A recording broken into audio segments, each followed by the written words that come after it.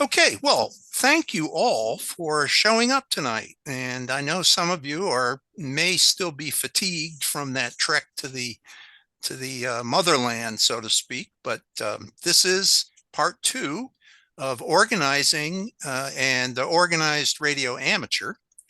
So part two has to do with digital assets, and that's a fancy term for everything that you got stored on your computer. All right, so my background. I didn't quite do the organizing, well, maybe in a slight way, but I wrote a book about internet business intelligence and how to build a big company system on a small company budget, and that did include a substantial portion of it was the how to organize things. But at that time, I mean, this was written actually before Google. And now, things are very different because of Google. Some of it's good and some of it's, well, an increasing amount is bad.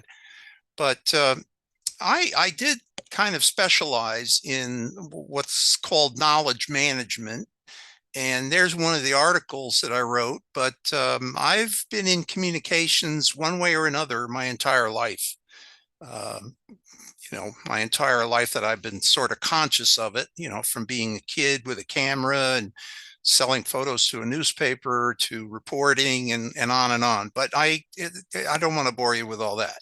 I got an MBA in 95, did some management consulting, and management consulting and training often go hand in hand. And from 95 to 2015, I had a topic called Internet for Investigators. And, right after the first few sessions of that, people began to say to me, hey, I've got more information than I can handle right now. What do I do with it? How do I organize it and use it?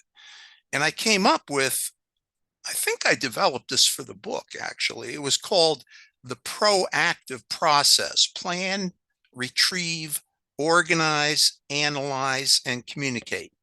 And so, I did that seminar all over the country, 47 states internationally on webinars. And there were a lot of offshoots of that too. Okay, and so organizing is important. The last time I was here, we talked about, all that frustration of finding the right part at the right time. Well, essentially, all of this is about your valuable time and reducing frustration, helping you be more efficient, more effective, productive. And there's also the tie-in to amateur radio, and that is radio readiness, being ready uh, not only with your equipment and your mindset and all the things that you've planned, but also taking information with you. And I'll explain that a little bit more in a few minutes. But organizing information is important because you can help other radio amateurs with the right information at the right time. And all of this, if you're more efficient, leads to more enjoyable time with family, church activities, exercise, whatever is most important to you, aside from ham radio, of course. So I want to give you a disclaimer right up front. I am not proselytizing for any particular software, any particular technique. I am going over some things that seem to me to be very important in organizing. I'm going to make some software, not so much recommendations, but suggestions, and I will try to demonstrate a little bit of what they do. We don't have a lot of time, so I can't really get into it. But the point I'm getting at is these software programs are my personal choices, and you may find similar functioning software that fits your needs better. And obviously, we're going to confine ourselves tonight, or it will be obvious that it's Windows oriented. So we don't get into Android, we don't get into iOS. And obviously, if you're using a different system, some of you may be Linux users, which I'm trying to be better at. But anyway, I'm sure you'll be able to find software. And so all of this information is tonight is for, showing you some types of tools for taming your computer. Now, storage, and I want to address this right up front too. Storage is not the issue, at least not tonight. What we're talking about is managing information. We're not talking about the amount of information or how you can store it. That is a completely different topic. Perhaps I could go into it sometime, but really, it's superfluous at this point. I mean, when I started in 1982 with a TRS-80 Model 3, it cost about $60 and the cost of a cassette tape to store maybe 1 megabyte of information. And we were talking about, bytes and at most a kilobyte. So you can see that Murph, or what is it, whoever's law it is, has really taken hold here. There's a lot of resource out there for information about storage. I've given you links. Throughout the presentation, you will see blue text underlined. And if you see that, almost all of that stuff they're links to things outside of the program. For instance, future of solid state drives. There was a very good article that I wrote here. And so you see what I did was I just clicked on the link and went right to it. So when you get the PDF copy of these, if you would like to have it, it will be available. You will be able to go to all these links. And as I said, information management is the main topic tonight. Optimized capture, storage, retrieval, and use of information. It's actually a process. You are working in the realm or domain, so to speak, of knowledge.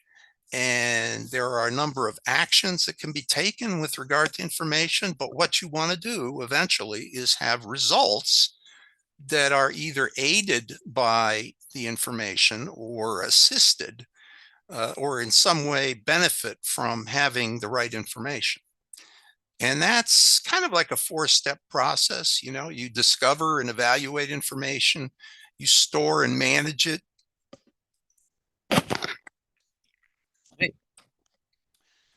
Then once it's stored, you want to find it and retrieve it pretty quickly. And that we're going to spend some time on that. And evaluate and use it. And so it's a constant process. Okay, this is for you to consider, this information management decisions. There are a lot of ways to store information. There are different kinds of information. Must have, need to know, good to know, interesting, potentially useful. And how you store it, there are a variety of ways. Unfortunately, I left the print document up there towards the top of the list, but I think that really should be down at the bottom of the list, because the last thing you want to do is create more paper for yourself. And oh, by the way, hint, hint, I may do a program, if RATPAC would like it, on managing paper. So you've got different ways to store it, whether it's bookmarks, you can create links in documents just like I've done right here.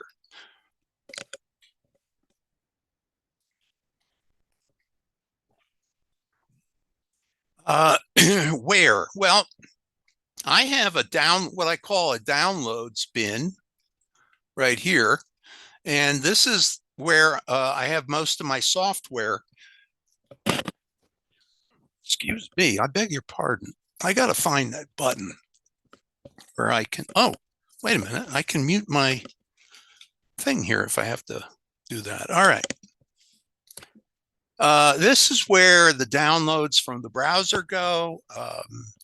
I can get to this directly from the desktop due to, I have links. This is my desktop. Of course, that's just the File Explorer view of it. but you can. We're not seeing your desktop. Yeah. Still looking at, if you're trying to show us your desktop, we're not seeing it. Are you looking at the what, how, where? Yes. Okay. Well, then maybe that's all you're going to see tonight. Okay. Details you might want to consider when developing your information management strategy. So these are various combinations of what, how, and where. Now, as for my collection, with regard to the broad topic of radio and electronics, I have one folder on a 8 terabyte hard drive, and that folder contains 36,000 some odd slides, or excuse me, some odd files, folders, and subfolders. So the way I count things, use the software counts everything, whether it's a file, a folder, and a subfolder. And I have corrected in there for probably most of the duplicates, because there is duplicated information, unfortunately, or in some cases deliberately. And then also, I don't believe I have any of those DLL files, or I may have a zip file with software in it, but not any of the numerous files that go with installing software.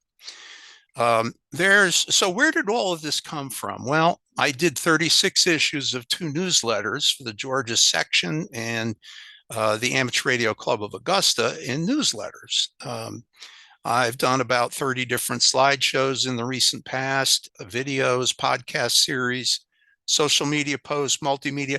So today, now obviously I'm a little heavy into the multimedia, and some of you may not be. But I know that every radio amateur has a good stock of PDF files on their hard drive somewhere. Okay, radio readiness. I alluded to this earlier. It's better to have it and not need it than need it and not have it. Equipment manuals. I was once in a trailer with a club, which will remain nameless for reasons you'll be obvious. And I said, well, do you have because they had all the different kinds of equipment and nothing that I had.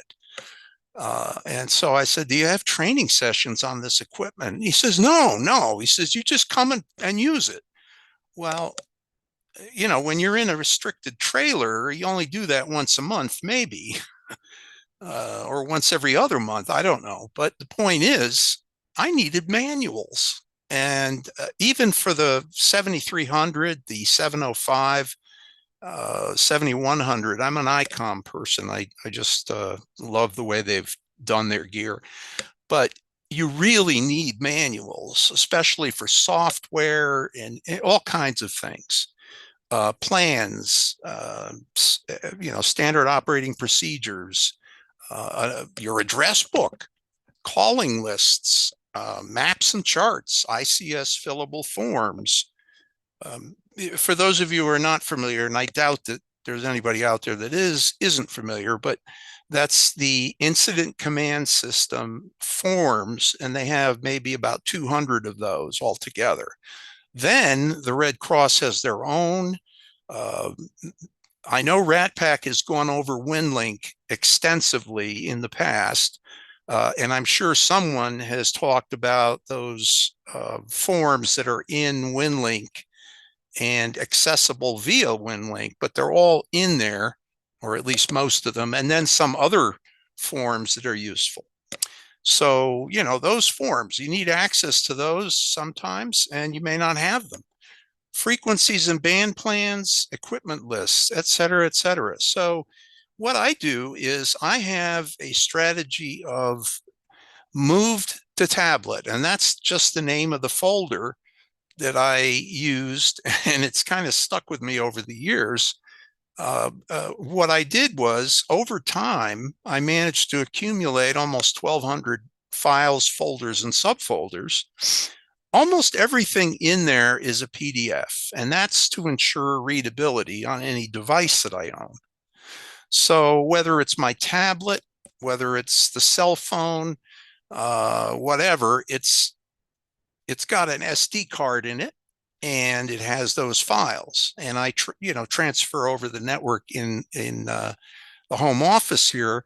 I transfer files that I collect on the desktop to those mobile devices. And of course, in an emergency, when you don't have access to power, 5 volts is almost universal these days. I mean, you can find it in a lot of places, but that solar charged 43,800 milliamp power bank you see there, that cost me about $45, and I've got 2 of those and some other things. So, 5 volt is cheap these days.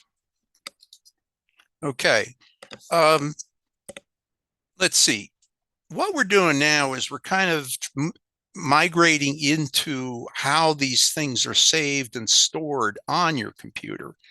You can see in the upper right of that slide, there's a lot of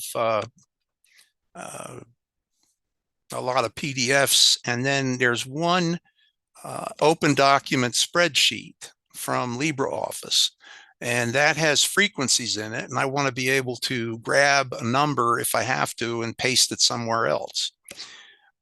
Tree view, that's what it's called. On the left panel is the tree view in a particular program that I was using, and I'll explain that program later. It's called Gentibus, Gentibus.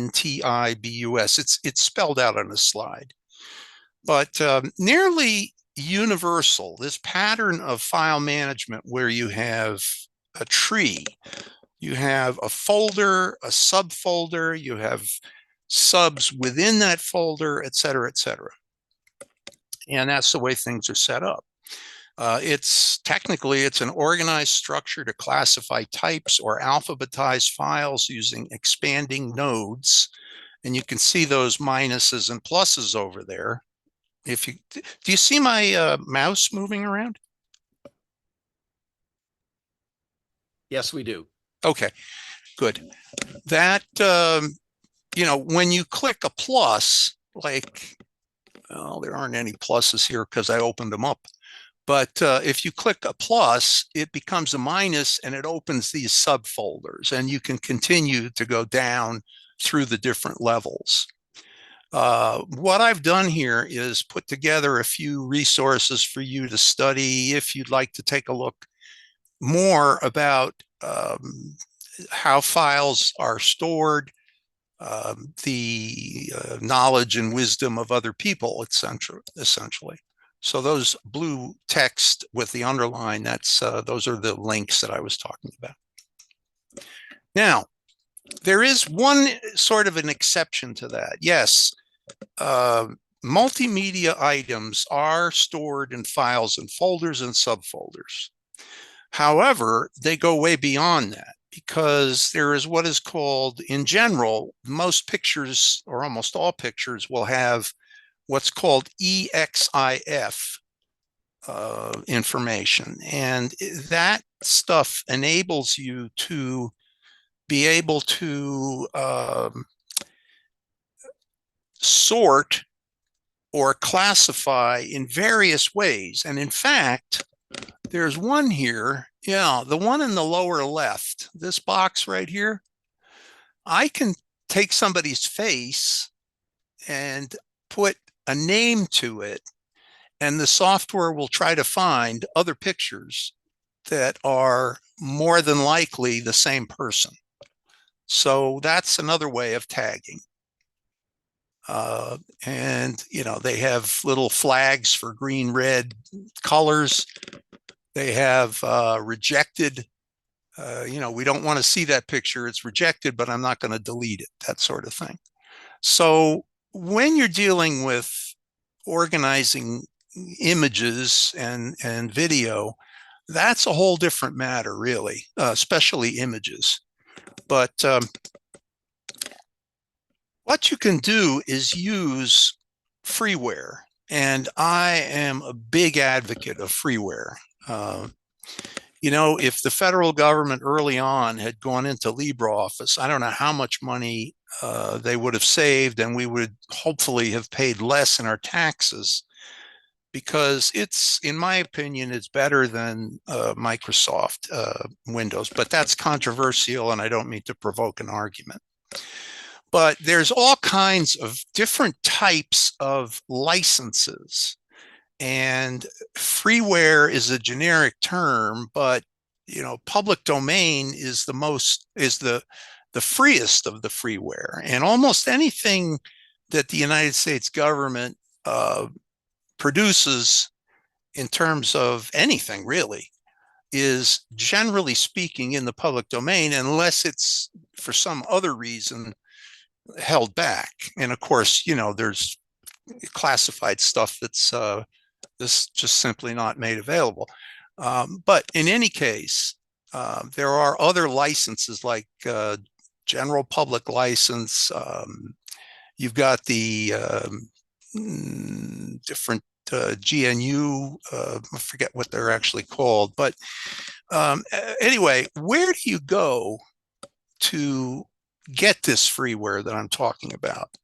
You certainly don't go to a store because they can't make any money on it. So where do you go? Well, I've given you some of the bigger names here. Wikipedia is certainly a big name. I don't know if you trust it politically, but nonetheless, it's a very big organization and they take great care. There are a lot of editors that work on those pages. SourceForge has been very good to me. I've found an awful lot of good stuff there, including a lot of the ham radio software that I've either used or looked at. Nursoft is a little controversial because they have very specific tools that will do a particular task. And some of those tasks are a little bit, I wouldn't say shady, but they're forensic in nature is what really should be called. Let's take a look at an example, file managers, for example, and that's a key thing here in our file management. You see there's all these different types of file managers. Some of these may be familiar with you, one or two of them might be familiar with you, or you might be familiar with, but that is generally software that is free and clear. Now, on Major Geeks, they do tell you if it's not. And you see on here, do you see the internet with a highlighted freemium? No, you'd have to share a different screen, I think. Okay. Well, I'll stay to the slides then. Those links and the green flags next to them indicate various sites where you can go to look at different types of licenses and freeware or public domain or shareware or freemium, as sometimes called, where you get to use some free features, but really all the good stuff you have to pay for. I tend to stay away from that. I do use CCleaner, which is a very, very good software, and I'll explain that a little later. Okay, the main three programs that I'm going to focus on for computer organization. There's file search, and that is a way to quickly find files. No indexing, just keywords. However, it only finds keywords in a folder name, a subfolder, of course, or a file name. And it's a little bit, in other words, it's a little messy. So if you go out trying to find a particular file, you may find all kinds of other files that have the particular term that you've used in it. Now, well, let me finish with this, but we'll go into a little more depth on that. Doc Fetcher.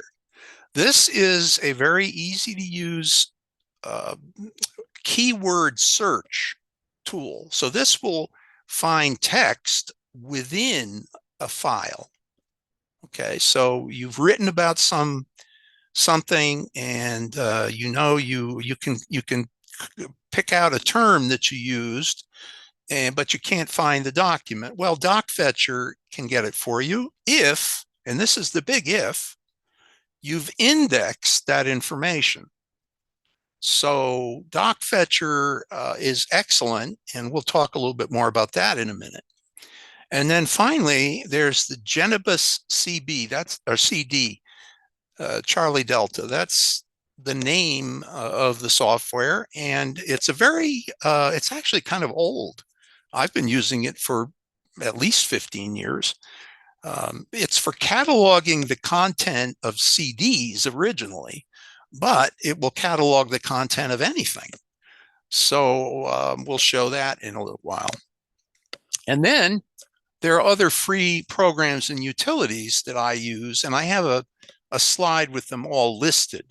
So you can see some of the programs that I use.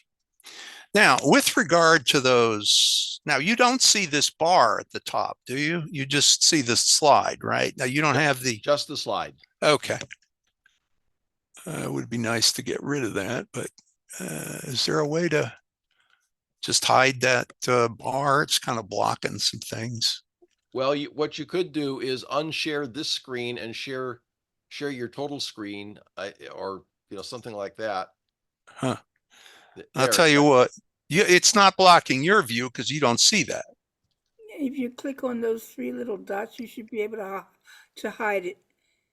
Hide it. Okay. Oh, hide video panel. Thank you very much. Wait a minute. Where is it? Hide floating meeting controls. Maybe that. There we go. Okay. Now I'm not looking at it. And I haven't disconnected, have I? No, you're still here. Thank you. Thank you very much, Marty. Okay. Search tools comparison. These are the three search tools. The functions are in the first column. So file name search, file search, it's excellent, very flexible search criteria. You can, I'll show you in a little bit. DocFetcher, file name search is really not available because it only works on index text. And I'm pretty sure that index text has to be inside the file. So it may have something to do with the file name. I haven't looked at the programming or any of that, how it works to that detail. Genibus searches only what has been indexed, and that is, so those two are not really good for finding files or even folders. Now, going down the list, finding text inside of various types of files. No, you can't do that with file search, but DocFetcher works fast on indexed text. I'm not going to say only on indexed text. I should really clarify that. It may be looking also at some of the tags, the multimedia tags as well, but I can't say for sure. David, Genibus. Could you possibly quickly explain what you mean by indexed text? Okay, sure. Most databases will take all of the content that you want to use in the database. And generally speaking, and this is like computer 101, a record in a database is a particular object. Within that record, you have fields. Okay, you have various little fields like, a name and address database would have name, address, phone number, etc. Okay, but these search tools work on indexing something. Okay, so when you type into the search field some text, it's going to look through that index, and don't ask me the details beyond the fact that it's indexed, but it finds what you're looking for via an index of the content of the document. So that would be all of the words that are, well, it wouldn't like TO or AT. It wouldn't look for those because it wouldn't index those, I don't think, in most software databases, because those are so common. But David or radio or Marty, those are not words that are just commonly used. All right. So it would look, and that depends on the type of software or database you're looking at. But when I say indexed, that means you've actually gone through a step in the software, and there's a menu item for that, to select a folder with documents in it and have the doc fetcher software index that. And so it takes a while. I mean, if a folder has 100 PDF files in it, or LibreOffice Word documents, then it'll do that pretty rapidly, maybe less than a minute, 30 seconds. But if it's a much larger folder, like that 36,000 thing folder, that may take about a half hour, depending on your computer speed. But essentially, it's looking at every single document, and it's indexing all of those words that we mentioned earlier, the ones that are unique.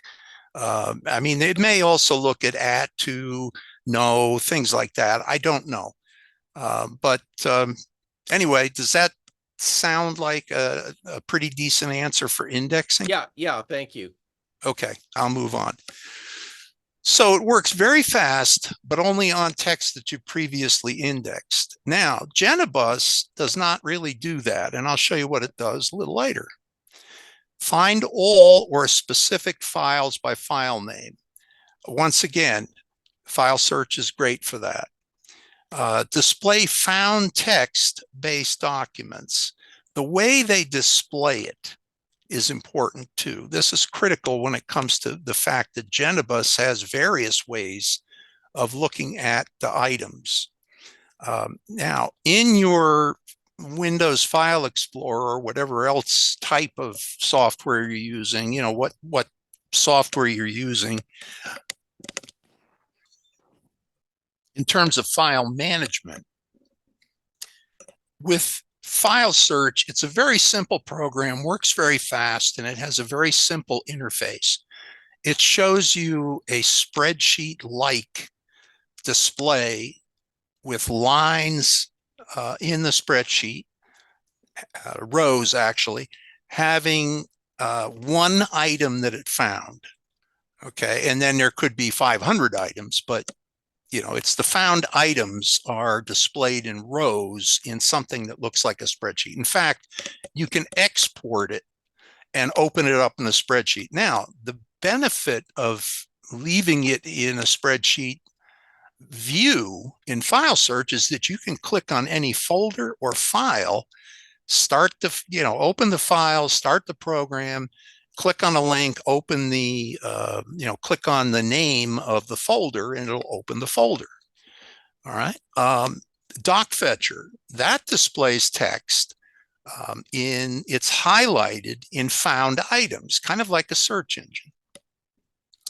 And Genibus has various ways, including thumbnails, pictures. And so, yes, you can look at thumbnails in File Explorer, and there are a couple of benefits to File Explorer, but generally speaking, I use file search almost exclusively, and I use it every single day, probably 20 or 30 times a day. Export search results. So yes, you can do that in a CSV, comma separated value. That's a very basic data format. Remember, we talked about a record having fields in it, and like David, Vine, Aiken, 803-679-3582, those are items that go into fields. The fields populate the record. So within each record, you would have a comma between each one of those items. And that would, if you saved it that way, it would be called a CSV file, comma separated values. There are also tab separated data records as well. Doc Fetcher, as far as I know, there's no way to really export anything from Doc Fetcher. Genibus exports a CSV or an HTML list. The benefit of the HTML list is that it is like a web page. So once you've found a collection of documents, that may be very important, and you might want to leave the HTML all to itself and use that as a sort of a web index for your files that you've searched and found in Genibus. Okay, graphics applicability. It only lists files in file search, and both of the other two have various other kinds of characteristics. But in terms of displaying it, DocFetcher only displays text. It will display some technical details. It has ways to do that. And Genibus is excellent. Okay, here is that spreadsheet that I told you about. And in file search, what I would do is I would tell, this is the interface for search, for file search. And here are my drives that in this particular image I've searched. The C, D, F, H, and I drive. Now I could just search a particular folder or a combination of folders and drives or whatever I wanted, not really folders and drives. If I select a folder, that's it. Okay. If I select a particular drive, that's it. But I can also select all or some of the drives.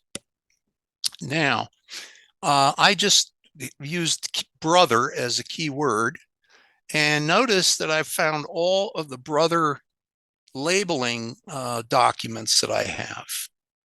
All right, and a JPEG file. All right, here are the limiters. I can limit my search to certain size files. I can limit my search by date. I can limit my search to just files or just folders or both. So it's a very simple, easy to use software. And there's a link to where you can find out more about it. Excuse me. Now, I mentioned to you DocFetcher. And due to the time, which is slipping away here, DocFetcher is good at indexing particular areas of your hard drive or areas on a drive, in a drive. For instance, search scope, that's in the lower left corner. All right. And I have just searched PrepCom, but I've used the keyword, what have I used? I'm not sure. I guess I didn't really search in that. I just am illustrating something. So what you would do is where it says search, you'd type in your keywords, click search, and it would look for all of these types of files that have either the keyword in the name or in the actual text of those items, because it does find multimedia items as well. Now, Genibus, and again, if I had to explain these programs, I'd only be able to do a 40-minute program on maybe 3 of them, So I'm giving you my recommendations for tools that you could use to manage your information. And Genibus is one of those tools. Again, now why that's in blue, I don't know, but that's not a link, unfortunately. But this is a link. If you click this, you'll go to the site for Genibus. It is a multimedia oriented search tool for information on your computer, and you can search in various ways. So it will find all of these types of files right here. That's why I use it. It's not just for cataloging your audio CDs. I mean, it does a heck of a lot more than that. Now, we've explained 2 different types of tools. Let's talk for a minute about how you could combine those tools. We've talked about file search. We've talked about Genibus.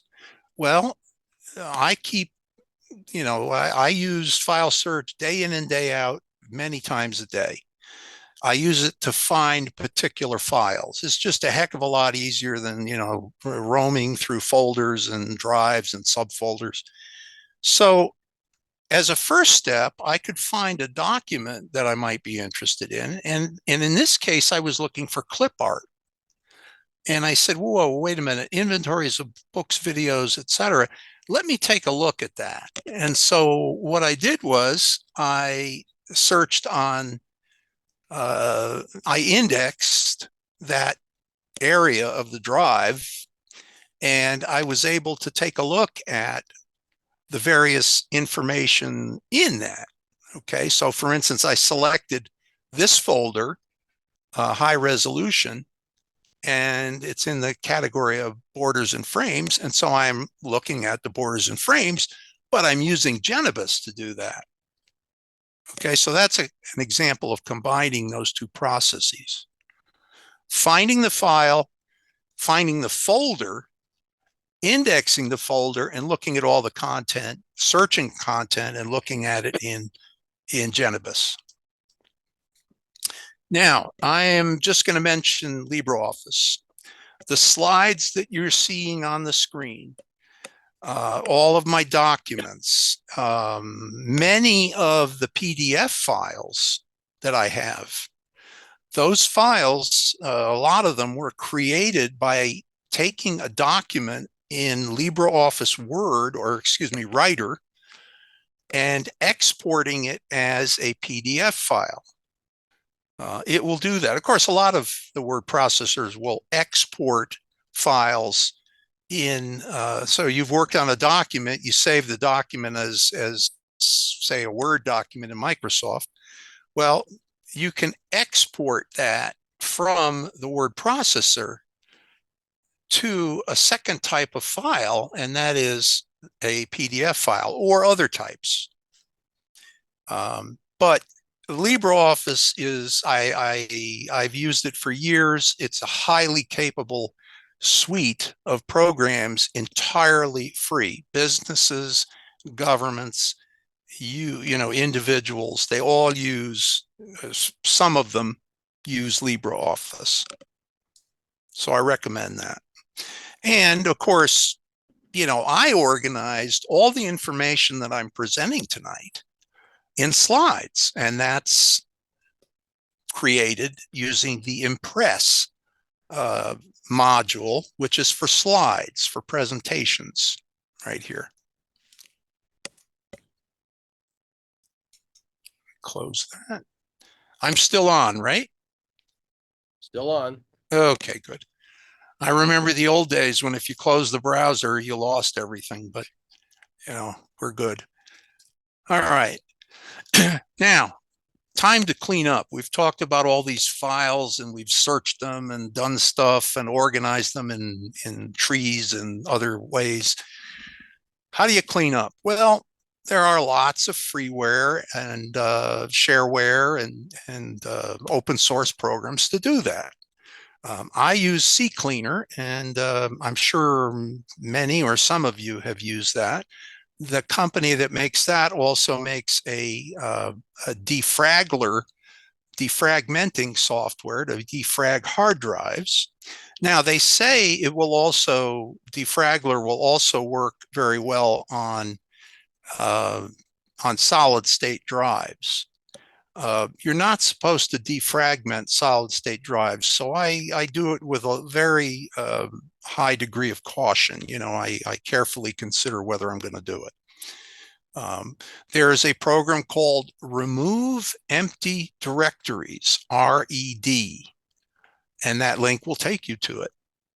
But you can also just simply view things in File Explorer and look at things and say, hey, I don't need these anymore. I'm going to get rid of them. So you can select and delete files that are not needed. And a convenient way to do that is to search and sort the biggest files, because there are so many millions of files on most computers that, sometimes it's dangerous to get rid of certain files. But if it's a big media file and you don't want it or need it, get rid of it. Early on, I mentioned that I was going to show you some of the utilities that I've looked at or used. The ones that are highlighted are ones that I use. Okay. The other ones are, the other programs that are listed are in a folder that I maintain for programs, other programs, not system programs or whatever. But these are all freeware programs. Now, some of them have paid versions, but each and every one of these, especially the ones that are highlighted, are totally free. So, you can search the terms, uninstall view, my phone explorer. If you have an Android phone and you want to get all your files from your phone to your desktop and have it organized for you in modules, that is an excellent free program. And a lot of these people the people who develop these programs solicit donations, and I give money once in a while when I can afford it and when I feel like it's deserved. So, giving to these people helps them continue the software. Okay, let's see. How much time do we have left? I want to leave some time for questions and answers. About 10 minutes. All right, good. Let me go through these. Now, your desktop, that's the command center. And this desktop right here has way too many files on it. So it's not a good example, really. But, I have a lot of folders, and I store things in various folders, just like I would in a file cabinet. But the desktop icons in here represent just about every kind of object that you can store in a computer. Links, images, programs, links to programs, I should say, PDF files, documents, etc. Now, one thing that I do highly recommend if you're using Windows is to make sure you're using the taskbar. Now, I put it at the bottom of the screen, at the bottom of the Windows desktop screen. And there is, excuse me, a part of that toolbar or taskbar, I guess they call it, called links. So if you right click on the taskbar, you'll get a pop-up. You can select links, and that will give you an extra icon, so to speak. And when you click on links, it opens this. And so this is a list of what I have that I can get to with one click. So if I want to look at all the drives and the system folders, etc., I can click on this PC. If I want to look at all of my RT Systems programmers, I can just click this folder and it will take me to a folder where I have either the programs themselves or links to the program. And I have one for each of my 5 different radios that I program. So, that's great because RT Systems uses a standardized format. And so instead of having to learn different formats to program a radio, you can do it in the RT Systems. There are differences between radios, but the basic setup in RT System software is always the same.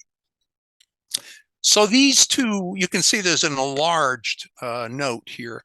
These two panels actually are 2 pieces of a tall pop-up that comes up when I click that link, and the links item down here at the bottom of that red arrow is what would bring up that pop-up menu. So that's really a good feature of Windows Desktop. Exploiting Windows native capabilities. let's see, where am I here? Okay, yeah, this is an illustration of how I used that taskbar arrangement. I clicked on links, I selected shortcuts, and I got to that in basically 3 clicks. So there's no searching for the, there's no file explorer looking around trying to find the folder, going to the right drive, the folder, the subfolder. Basically, I have links to everything.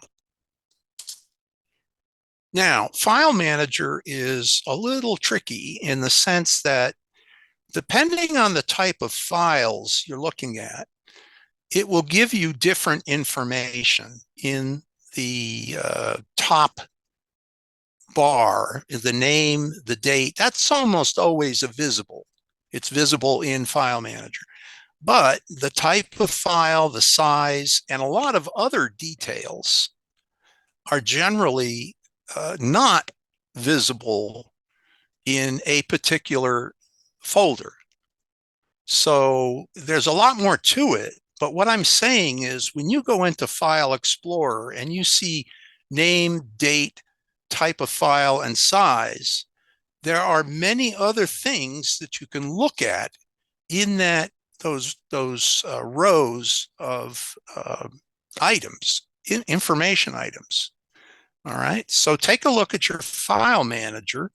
It's cumbersome and time consuming, unfortunately, but that's another animal that requires a considerable amount of discussion. So the takeaway from this is that you have different views in File Manager. You can look at a list of files, or you could look at thumbnails or icons and various other permutations.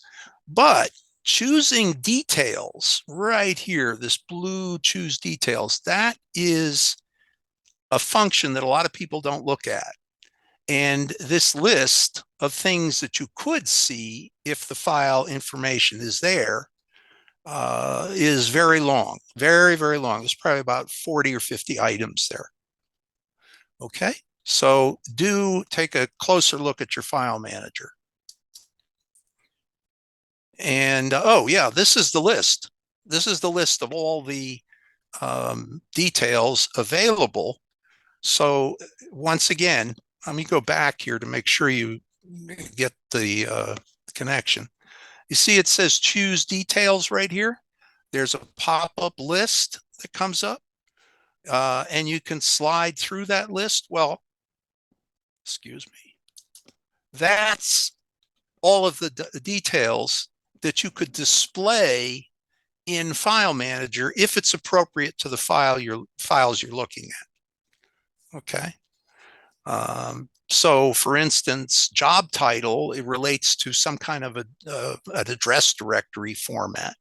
So that may not show up. Nothing may show up in job title in that column if you selected that, say, for images. I'm probably confusing everybody, and I apologize. But anyway, what the take home is, File Manager is a lot more complicated, and you can do a heck of a lot more with it if you look into it and explore it. Keyboard shortcuts. I love keyboard shortcuts. Unfortunately, most lists of keyboard shortcuts do exactly what's shown here. Keyboard shortcuts are almost always revolving around pressing the Alt, Control, Shift keys, either individually or in combinations, and a letter. So, for example, if I've got a word highlighted somewhere and I'm in a Windows program, I can press Control C and the computer copies it to a buffer. When I press Control V somewhere else, it pastes that text into or whatever you've copied.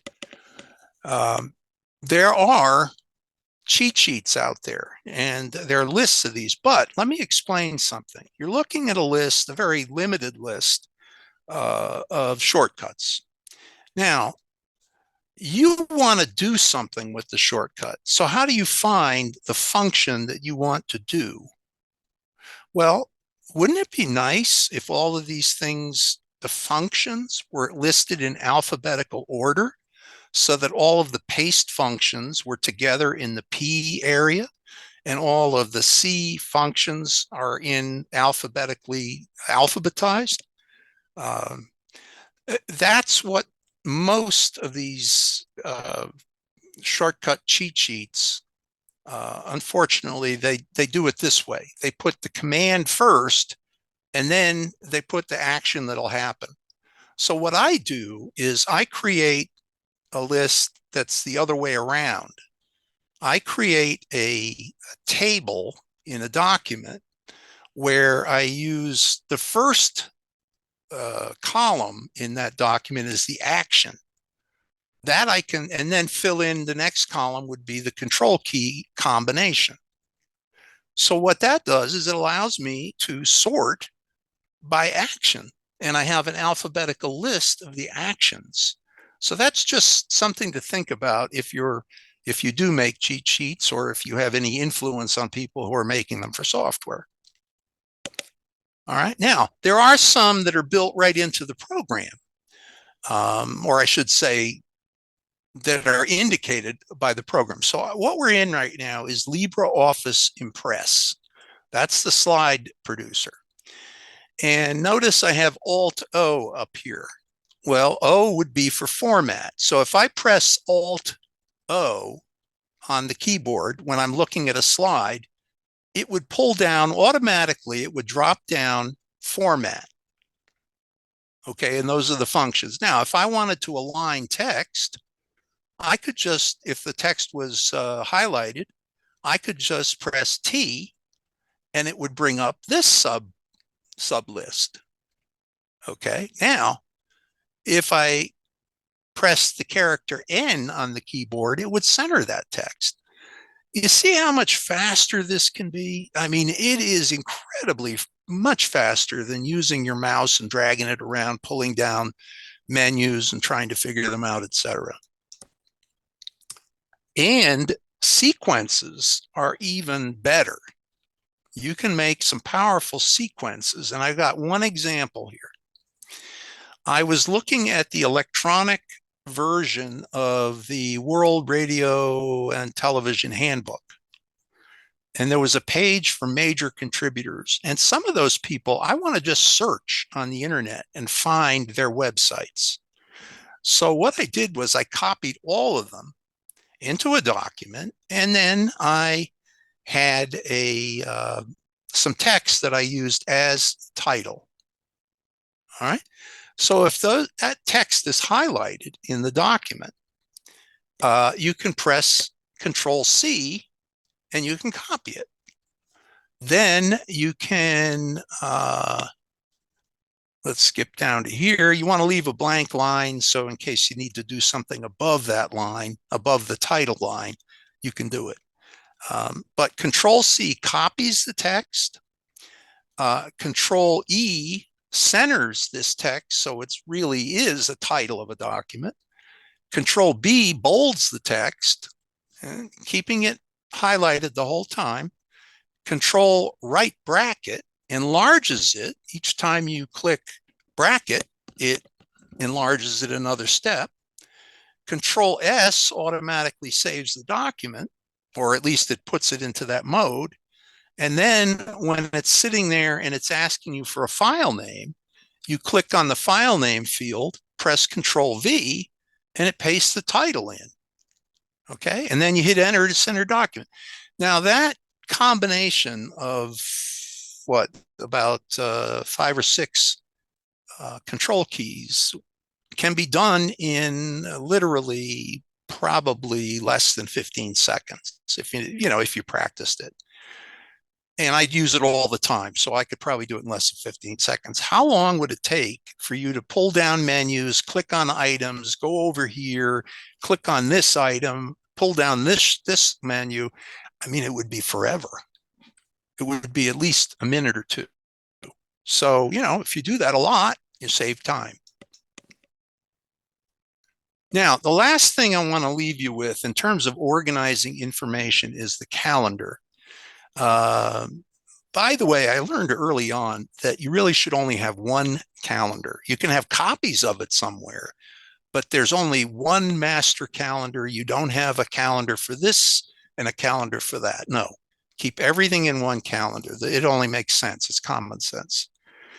But I happen to use Google Calendar, so I have become very familiar with the way Google Calendar can add other calendars to your own calendar. Okay. So what am I talking about? Well, on augustaham.net, and that's a site here in this Aiken, Augusta area, Aiken, South Carolina, Augusta, Georgia area. It's a region. They call it the CSRA, Central Savannah River Area. There is a link. In fact, this is a screenshot, which actually there's two parts to it so that I could fit it on the screen. It's the Augusta HamNet calendar, right? In the lower right, you see this plus Google Calendar item here. It's enlarged in this red box. Now, if I click on that, that is a link that will automatically add it to my Google Calendar. Now, I'm on the Augusta HamNet website. I'm looking at their own calendar, and I want to take all of that information and put it in my calendar. So I just click here. However, when I get to my calendar, I don't want to see a gazillion items in the calendar. Now, all of the colored check boxes in the left column of this screen are all different listings for nets. I love nets. That's my, I really enjoy participating in nets and net control. Every one that's checked will appear in my calendar. So normally I don't have all of them checked. In fact, I only have personal for my own and what my wife's calendar. That's it. However, when I want to find nets, I can do that by time and day simply by clicking whatever calendar I want to look at or all of them. And there are various ways that you can examine the calendar, either in this bunched up thing, which really makes no sense, or a week, which would give you 7 days, a whole month, which really is it's too jammed up to really look at. Or if I click on schedule to view it, I can get a hour by hour listing. Now, Google, I shouldn't even say this, I'm holding my breath, but Google allows you to copy all that information and paste it into a document. So starting at the bottom of this list and going and scrolling all the way up to the top, highlighting it all, and copying that with Control C, I can go into a document, paste all that information, and now I have a list for one day of all those nets. And of course, generally I will change that into a table and do some sorting on it, etc. But in any case, that shows you the versatility of the Google Calendar. And so I highly recommend it. And if your club has a calendar, I would strongly recommend that you use a Google Calendar so that other people can subscribe to it. Now, some people will say, well, but our calendar has a subscribe button. What that will do is generate a little ICS file, which the person then has to be smart enough to know how to use that ICS file. And that's not always the case. So in any case, time for you. I thank you very much for being patient, and you've been a very good audience. I hope we still have some of you. Let's see, Marty, I am going to unshare. How do I unshare? Here we go. Hold on. Red box right there. Stop share. Thank you. Okay, Marty, you got a question? I do. Just a comment. First, thank you very much. You get a lot of stuff I didn't know there. one of the things that I find important when you're saving information is to develop your own system for naming files. When you download a PDF from somewhere, it could have a very overly long, overly short, or cryptic name, and I'd rather name it something that tells me. And for example, if it's something that repeats periodically, I will like minutes of certain staff meetings for ECS. I will have always staff minutes and a year, month, date, and I consistently use that format, which makes it very easy to sort and to find what I'm looking for. So, pick, naming things carefully when you first download them can go a long way toward helping them be found. That is such an excellent idea. That is really good. I don't know why people, especially the government, is one of the big offenders here. They just put some string of numbers in there, and who knows what's on that file. You got to look at it as a thumbnail. And even then, you only identify that it's a document. But you're absolutely right. I like that suggestion, and I would urge everybody to take advantage of that. In other words, you can alphabetize your documents essentially. Yeah, they're as I say, for example, anything with a date on it, like something that happens regularly. Again, it's always name and then year, uh, two digit month, 2-digit day. If I want to sort it that fine, or just year and 2-digit month, so that if you just go 1, 2, 3, then the 10 and 11 will show up after the 1. But if you go 0, 1, 0, 2, 0, 3, they'll always be in month order. Yeah, that's the key part of what he's saying, is being consistent with it. If you use a dash between, say, what is it, 5-21 or 22, 522, or let's say you would use the year first, and then a space. A space, the I don't use month, hyphens if I can help it. okay, then the month, and then the day. Yes, that's the way to do it. Yeah, that's a good suggestion. Thank you.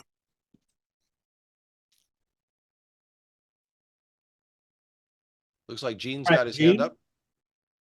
Yes, good evening, everybody. This is Gene, November 3rd. So far tonight, unless I missed something, um, everything has been based around a Windows operating system. Can everybody hear me okay? Yes, I can hear you.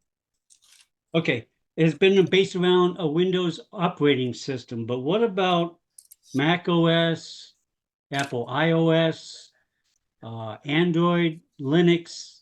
Are there similar files, applications, or programs that could be useful for them too? Well, I made my apologies in the disclaimer right up front. Okay. I have never really owned. Well, I had an iPhone one time, but other than that, I just don't. I'm not familiar with any Apple products. Although my wife did buy an Apple Newton when it came out, and I looked at that. That's about as close as I've gotten to Apple. You're absolutely right. Wow, that's a museum piece now. Yeah, really. Anyway, I tried to, tell everybody that what I was showing is representative of functionality. It's not specifically okay. If you're using Windows, you can look at all of those freeware programs. If you're not using Windows, you can look at those freeware programs and get an idea of what you need, and then go and look in the Linux repositories, or wherever Mac keeps their programs these days. I guess it's all in the Apple Store, huh? Is anything App you need? Store. Yeah, there you go. Yeah. Okay. Thank you very much. It's a great presentation. Good information. The last slide, we kind of zipped past it, but that has my email address and my phone number, and I gladly take constructive criticism or anything else that you wish to contribute. And if there's a topic in the realm of organizing, I can probably address it. So anything you need regarding what you did tonight, what we looked at tonight, the previous video, or any follow-up videos, I would be happy to answer your question over the phone or via email. Very good, David. And there were a couple of things in chat I just want to mention. One person suggested if when you're doing the presentation, you make your mouse cursor a little bit bigger. I usually put mine in bright green and make it a larger arrow so that everybody could really see it easily. That's an excellent idea. I'm sorry. No, it was okay for me, but I just find sometimes some of us can see it easily and some can't. So if you make it a little bigger and brighter, then it's really easy for people to follow it. Yeah, what I tend to do is jiggle it around, so I'll go around in a circle around it. Like cats, we look for moving objects. Yeah. Good suggestion. Thank you. Okay, very good. And Dave New mentioned that the most recent iterations of Windows usually will auto-index when you're using a search feature with the Windows Explorer. Well, see, now that's one of those resource hogs that Windows is famous for. That takes a lot of power. I mean, if you've got 8